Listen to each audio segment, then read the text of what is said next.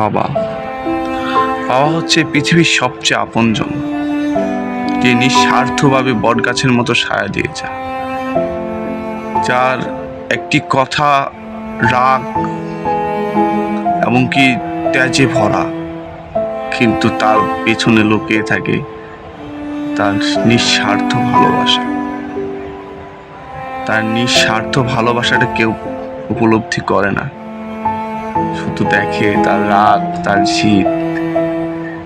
একটা সময় সে বট গাছের ছায়ার মতো ছায়া দিয়ে যায়, যতই ঝড় বৃষ্টি তুফান যাই আসুক না কেন, কেউ ভাঙতে পারে না। বাবা বাবা হচ্ছে পৃথিবীর সবচেয়ে অমূল্য সম্পদ।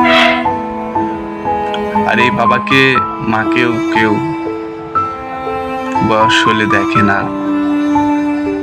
বয়স্ক ভাতা তুলে তার নামে সে টাকা নিয়ে নিচ্ছে, কিন্তু তাকে ছুঁড়ে ফেলে দিচ্ছে। যার বাবা নাই সেই জানে বাবা কি জিনিস।